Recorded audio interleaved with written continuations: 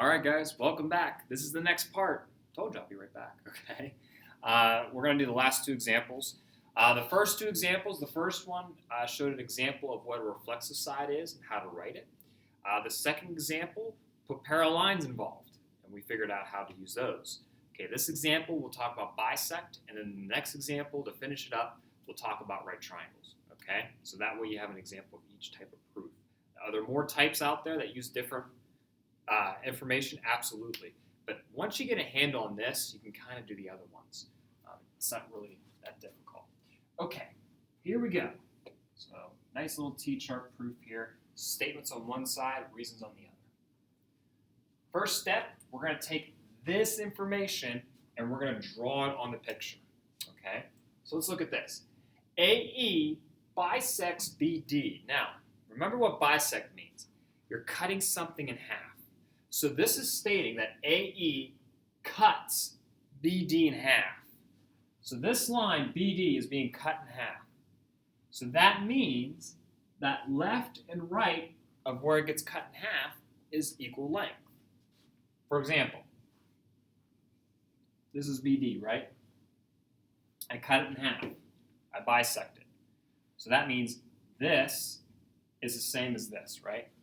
They're identical if I cut those in half. Okay? So that's what I'm going to do. Now, a lot of people get this mixed up. They say, wait a minute, does that mean this is being cut in half? No. All right? Could you make that conclusion? Absolutely. But if the problem doesn't say that BD bisects AE, don't do it. Just be very clear on that. Okay, next, angle B is congruent to angle D. Okay. Now, the given, everything's marked. Now, this is your step. What else in the picture is congruent? What do you think?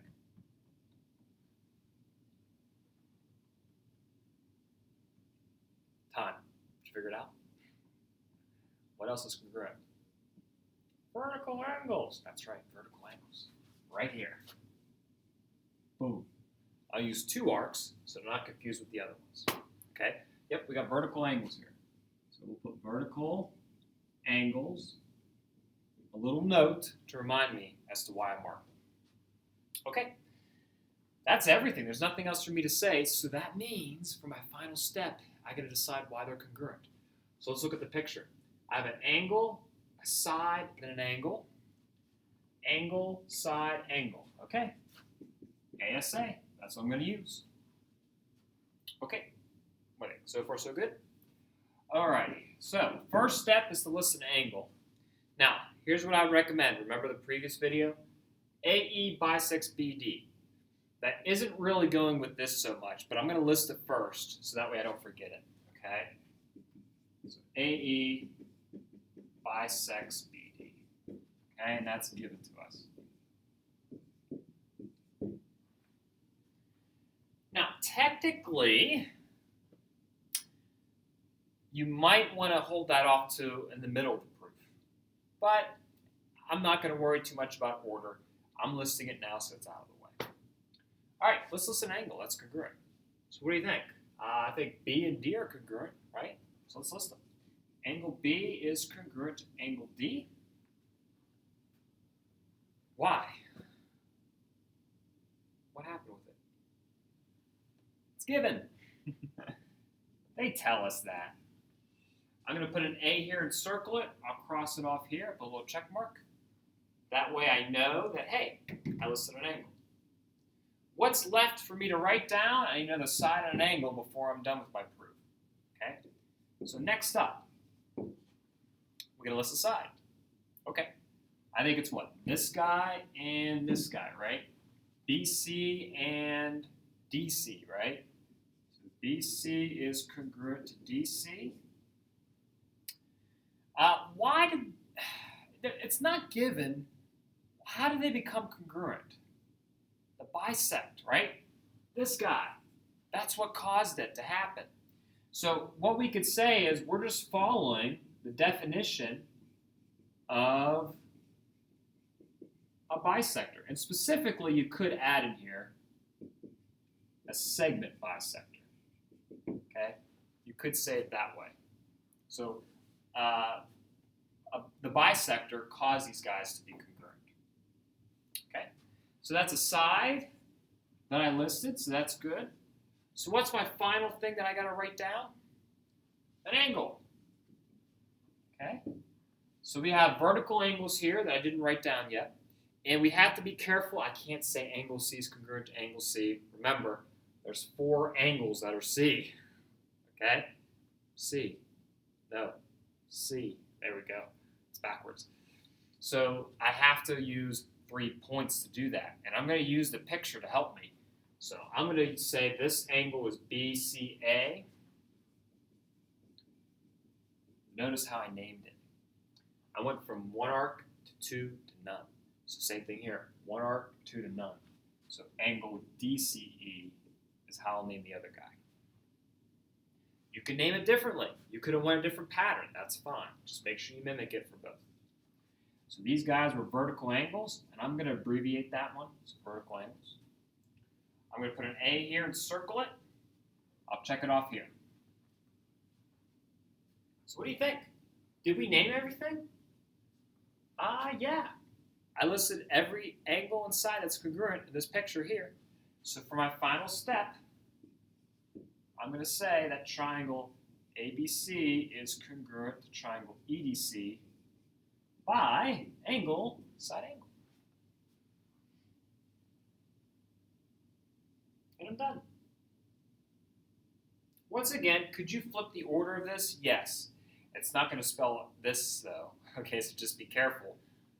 You're still doing this, so if the steps are mixed up, you're not going to see angle, side, angle here, but it still is, so just be careful. One other thing. See how I named these guys? Notice I went from B to C, and I did the same thing from D to C. I didn't name this guy CD, okay? Technically, I know it's the same.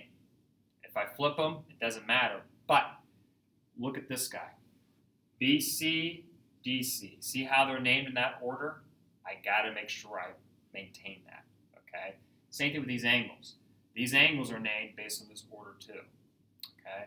So just be careful. It's very minor, I know, but math's a language, so we got to make sure we do the language correctly. All right, so that's it. So there's an example with what happens when you have a bisector. Now, if this said C was the midpoint, and you're marking things congruent based on a midpoint, your answer would be definition of midpoint. Okay? It's usually definition of something. So that's why I don't do every single proof out there, because we'll be here forever. But using just what we know here, we can kind of gauge how to write the next couple. Okay, last one. The grand finale. And I think I'm going to get this done in enough time. Okay, so what happens when we have right triangles? Now, full disclaimer, I'm giving you that they're right triangles. Okay? We'll see in like a future homework assignment where you'll see that this line's perpendicular to this guy. And how do we solve that then? Okay, how do we prove, or how do we write that in a proof? We'll talk about it. Okay? So for right now, I'm just going to give it to you. It's a lot of information in these 2 videos, I will say. So just watch it a couple times, try to understand it, and reach out for me for some help. Okay, they gave me one thing. Wow, real helpful. AB is congruent to DB. Woo. All right, given's done. Now I got to mark stuff, right? What am I going to mark? Well, this triangle and this triangle both share this side. That's called reflexive, right? When they share something. So that's congruent. I think that's it. So right now you're probably thinking, uh-oh, Mr. McCullough, side, side angle. I can't use side, side angle. Doesn't work. Right. But what type of triangles are these? The right triangles, right? Didn't mean to say right twice. So I could use HL. HL is hypotenuse leg. So the side that they share is a leg. That's one. Is the hypotenuse congruent? Well, if you go diagonal from the right angle, that's your hypotenuse. And look, they're both marked. So I can use HL. Okay, just like that. Now, For this proof here, I do have to tell you, okay, if you're doing HL, you need to state that these are right triangles. Okay, so somewhere in your proof, you got to write that down. All right, first step, let's list what the hypotenuse. I think we could do that, right? But instead of doing that first, let's write that they're right triangles. We need that. So what I'm going to do first, I'm going to say angle. I'm going to name this guy. So I'm going to name it BCA and angle BCD. See how I kept the same pattern? Top, bottom, outward, top, bottom, outward. I'm going to list those guys as right angles. Okay? And that's just given to us. I know it's not written here, but it's shown in the problem, so we're going to write those down as given. Okay? Typically, like I said, you'd have perpendicular lines, and you go from there, but we're going to start simple. All right? Now, because I just stated that, I can now say that triangle ABC and triangle DBC are right triangles. Oops, sorry. And the reason for that is because we're following the definition of a right triangle. And I am abbreviating, so I do apologize for all the symbols there. So let me explain that. Because we have right angles, they're right triangles. So the reason why we're stating it is like, hey, we're just following what the definition of a right triangle is. So that's what the reason is. Okay? So for an HL step, an HL proof, you have to state this. Okay? You have to state that they're right triangles and then start listing this guy. So now I'm going to list the hypotenuse. So that would be AB is congruent to DB. The hypotenuse is congruent because, look, it's given to us. So that's given information. I'll put H here, and I'll check it off over here to show that. Okay, final step is the leg. So that's BC is congruent to BC. And that's reflexive. That's why they're congruent. Remember, I'll put in parentheses, reflexive means that they share a side. Okay? That's why we write that down. So that's your leg. So we'll check it off here. So now for my final step, did I put HL here? I did. So now I could say that triangle ABC is congruent to triangle DBC by HL.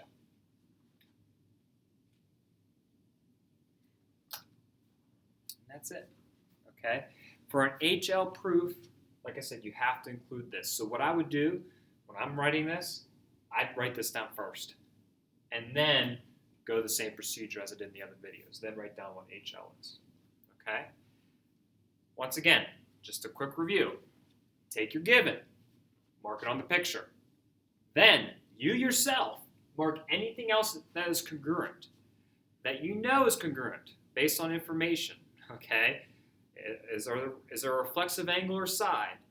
Are there ulterior angles? Because if there's parallel lines, there could be. Okay? Different things like that. Then decide which one of these guys makes it congruent. Set up your T-chart, and then list what you have in the picture here. Okay? And you get your result. All right? So that's it. So I did 4 problems for you. We're going to practice this for the next couple days. So just kind of stick with it. All right? Hope you're doing well. If you have any questions, let me know. And then I'll see you guys in the next lesson video. Take care.